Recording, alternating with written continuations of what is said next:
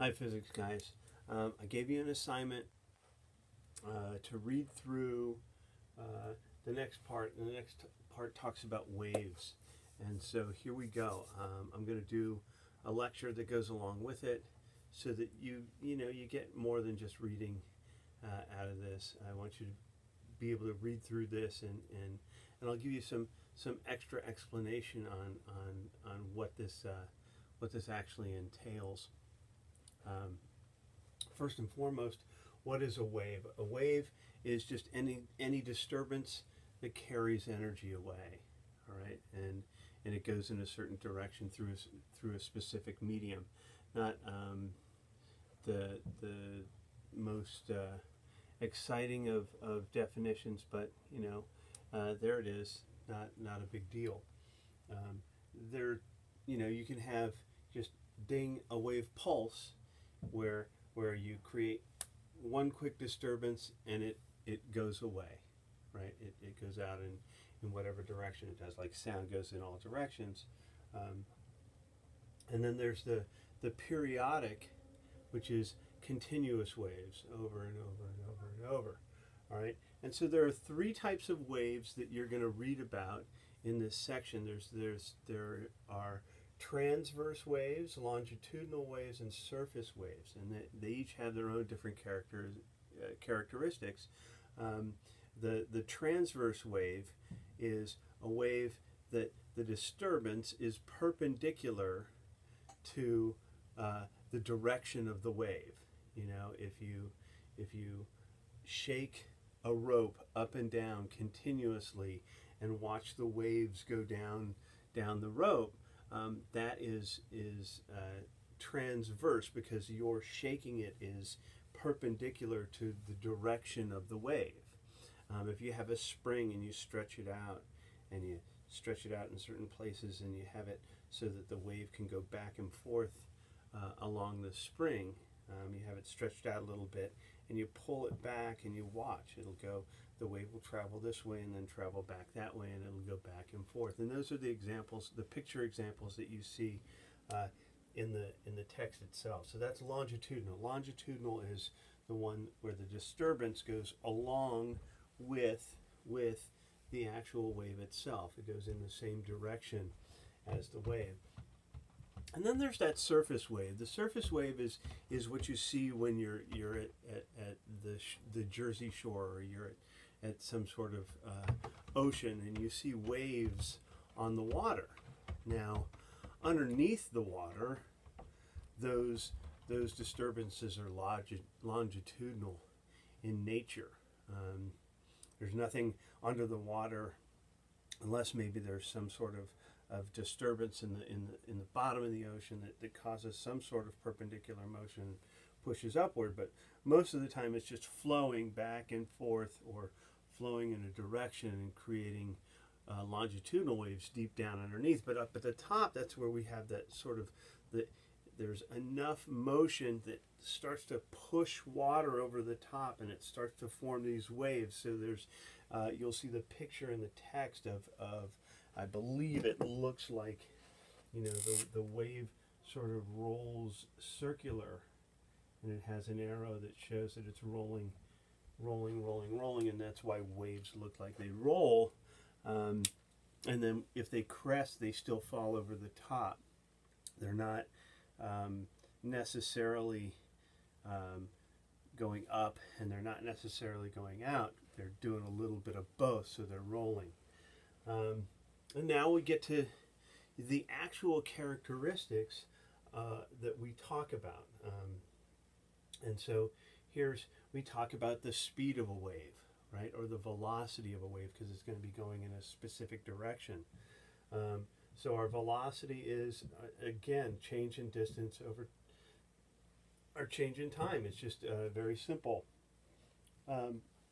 You'll read on, and you'll read that each wave has some sort of amplitude. And if it's a consistent periodic wave, the amplitude probably does not change. For the most part, we're going to measure a lot of these things, a lot of these waves that don't have any change in amplitude. Because if there's change in amplitude, then we have to figure out a lot of different numbers for it, but so we're going to stick with waves that have just one amplitude. And the amplitude is just its distance from the center. A wave goes up and down and up and down and up and down. And, it could be side to side, but the amplitude is its distance from the center. Okay? And when we were talking about the pendulum idea, and we were hanging something on a pendulum, we talked about amplitude, right? And this is a periodic wave, in essence. When we take our object and we pull it back, that's the amplitude. That's its distance from the center. So the amplitude, it has the same amplitude. It's going to go back and forth the same way. This is periodic motion. This is similar to wave motion.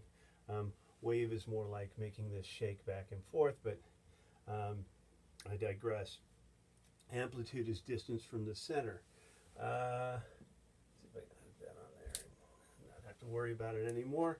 And then the wavelength is the length of the distance it takes to get all the way through one cycle, one up and back, and there we go. That's our wavelength.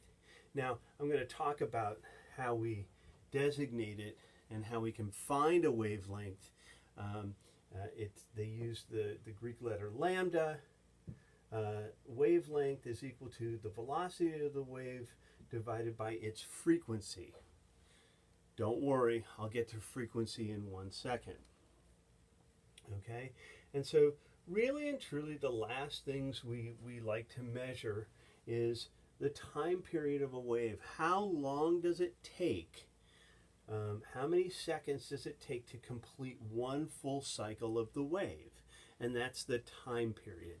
Same thing as we had with the pendulums. The time period was how long it took to go out and back to where you started. So same idea. We were measuring pendulums starting out and then back up here. Now we're going to talk about wavelength starting here at the rest position, taking one full cycle up and down and back, and that's going to be one complete time period for that wave.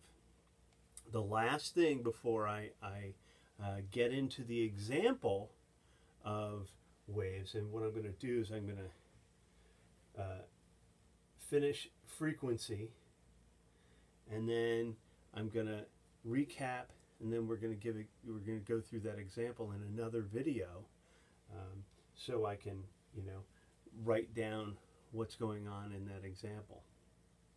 So frequency is how many cycles there are per second, right?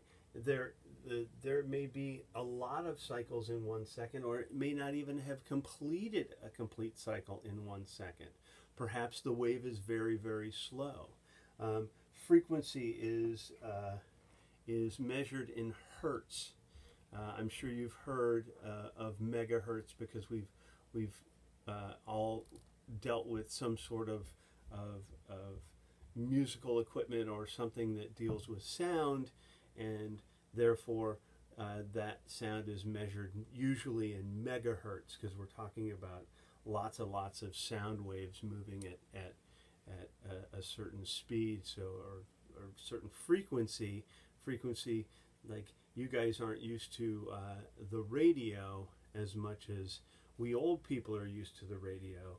All radio had frequencies. Each radio station broadcasts at a certain frequency. That's why you can tune in to a certain frequency and listen to FM radio or AM radio. AM radio uses different frequencies than FM radio, much higher frequencies. And that's why it's usually easier to catch AM radio farther away because it's at a higher frequency, so it gets out a little bit farther, has a little bit more energy to it. And whereas FM stations usually stop in the 107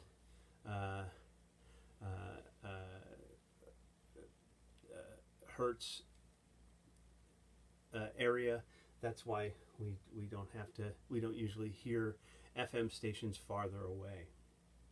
Um, just as an example, as a child, I used to listen to LA Dodger broadcasts from Los Angeles that were on a specific radio frequency. I could hear them at night. I could also, tune into a different station that was closer by that would broadcast those same broadcasts. But I liked the LA Dodger broadcasters, and I lived in Phoenix, and at a certain frequency, I could pick up those broadcasts late at night without so much noise and nonsense going through the air, able to disrupt those frequencies. So I know that was annoying. I just gave you an example of old-timey stuff, and you don't really care about that. But let's go back through what we just talked about, and then I'll post this one, and then I'll actually go through the example. A wave is a disturbance. There's a single wave that's just a one pulse wave that continues on, and there are the continuous waves that's what we're really going to be looking at, continuous waves. There are three types: transverse, where the disturbance is perpendicular to the movement of the wave; longitudinal, the disturbance, what sets it in motion, is moving along in the same direction as the wave; and the surface wave, like the top of the ocean, that has both. Rolling waves, that's why they call them rolling waves. Characteristics: it has velocity, it goes in a specific direction, and we measure its displacement over its change in time. Amplitude is how high or low the wave goes from the center of the medium itself. And then the wavelength, how long that wave is in one whole cycle of the wave, or one complete wave. It's measured as velocity over the frequency, and we use the Greek letter lambda. Time period is capital T. It's how long it takes to complete one whole wave. And last but certainly not least is frequency, is how many cycles per second. And it's the inverse of time, of the time period, and that really works out pretty well. We're going to be able to use the idea of the inverse. If we're given the frequency and we're looking for time period, we just show the inverse of the frequency, and then we have our time period. If we're given time period and we're looking for frequency, just show the inverse, and we're good to go. Other than that, we're good. I'll get to going through the example problem that's in your textbook, and then you'll get to actually create finish the problems for tomorrow.